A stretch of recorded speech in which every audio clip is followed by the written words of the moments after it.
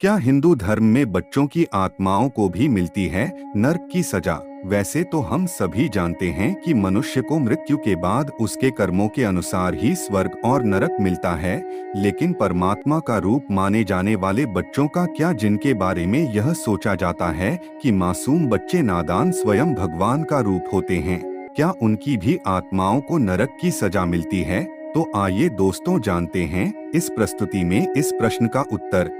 नमस्कार दोस्तों, स्वागत है आप सभी का हमारे इस YouTube चैनल गरुड़ धर्मार्थ पर। ऐसा माना जाता है कि भगवान उनकी सारी गलतियां माफ कर देते हैं जो सदैव धर्म कार्य करते हैं, लेकिन क्या अल्पायु में मरने वाले बच्चों के साथ भी ये होता है, या फिर उन्हें भी उनके कर्मों के आधार पर नर्क और स्वर्ग प्राप्त होता है?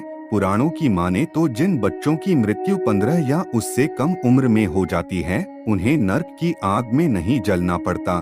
स्वर्ग में खुद भगवान नारायण उन बच्चों का स्वागत करते हैं।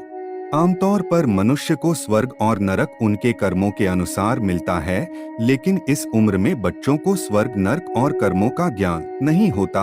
अपने भोलेपन और मासूमियत में बच्चे कई ऐसी गलतियां कर देते हैं जिन्हें उनके माँ बाप तो क्या, भगवान भी मुस्कुराकर माफ कर देते हैं। अब सोचने वाली बात है कि बच्चों की आत्माओं को स्वर्ग ही क्यों मिलता है। पुराणों में लिखी एक कथा के अनुसार एक दिन मृत्यु के बाद कुछ बच्चों की आत्मा स्वर्ग के दरवाजे पर पहुंची। उन बच्चों की आत्मा को देखकर वहां के द्वारपालों ने स्वर्ग के दरवाजे खोल दिए, लेकिन द्वार खोलने के बाद भी वो आत्माएं उसके अंदर नहीं आई। चेहरे में मासूमियत लिए उनकी आंखें बस अपने माता पिता को ही ढूंढ रही थी। ऐसा लग रहा था मानो जैसे उनके माता पिता के बिना स्वर्ग भी उनके लिए बेकार है। जब भगवान विष्णु ने ये देखा तो उन्होंने बड़े ही प्यार से कहा, बालको, तुम सब वहाँ द्वार पर क्यों खड़े हो? अंदर आओ। स्वर्ग के द्वार तुम लोगों के लिए ही खोले गए हैं, यहाँ सभी तुम्हारा ही इंतजार कर रहे हैं। प्रभु के इतने कहने पर उन सभी भोली आत्माओं की आंखों में आंसू भर आए। उन्होंने कहा, प्रभु, हम अंदर तो आ जाए, पर आप पहले यह बताएं कि हमारे माता पिता कहाँ हैं? उनके बिना हम स्वर्ग के अंदर कैसे आ सकते हैं?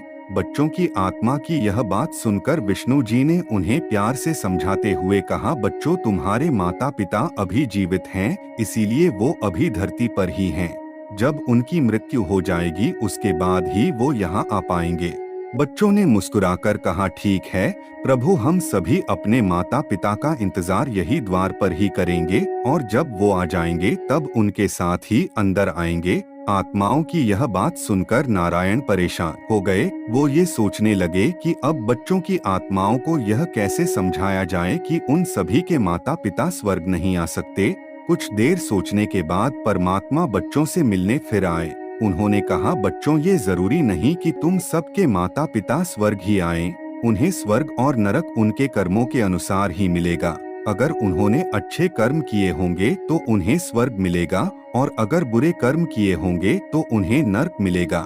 धर्म कर्म की बातों से अनजान उन बच्चों की आत्मा प्रभु से कई तरह के सवाल करती रही, लेकिन स्वर्ग के अंदर नहीं गई। समय बीतता गया, उन बच्चों की आत्माओं के माता पिता को उनके कर्मों के अनुसार स्वर्ग और नरक मिलता रहा।